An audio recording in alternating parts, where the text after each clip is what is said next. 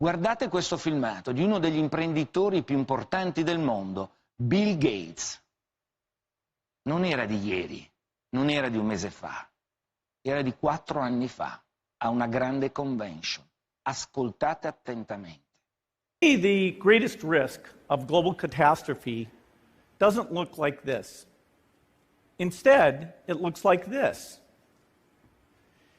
If anything kills over 10 million people in the next few decades, it's most likely to be a highly infectious virus rather than a war. Not missiles, but microbes. Now, part of the reason for this is that we have invested a huge amount in nuclear deterrence. But we've actually invested very little in a system to stop an epidemic. We're not ready for the next epidemic. Failure to prepare could allow the next epidemic to be dramatically more devastating than Ebola. Let's look at the progression of Ebola over this year. About 10,000 people died, and nearly all were in the 3 West African countries. There's 3 reasons why it didn't spread more. The first is there was a lot of heroic work by the health workers. They found the people and they prevented more infections. The second is the nature of the virus. Ebola does not spread through the air. And by the time you're contagious, most people are so sick that they're bedridden. Third, it didn't get into many urban areas, and that was just luck. If it had gotten into a lot more urban areas, the case numbers would have been much larger. So next time, we might not be so lucky.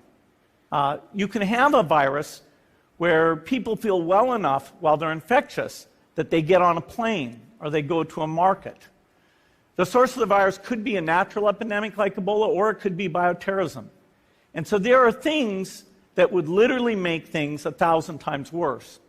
In fact, let's look at a model of a virus spread through the air like the Spanish flu back in 1918. So here's what would happen. It would spread throughout the world very, very quickly. And you can see there's over 30 million people die from that epidemic. So this is a serious problem. We should be concerned. The World Bank estimates that if we have a worldwide flu epidemic, global wealth will go down by over $3 trillion. And we'd have millions and millions of deaths. These investments offer significant benefits beyond just being ready for the epidemic. The primary health care, the R&D, those things would reduce global health equity and make... but we need to get going because time is not on our side.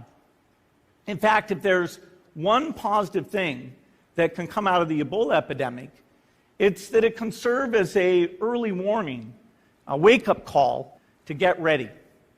If we start now, we can be ready for the next epidemic.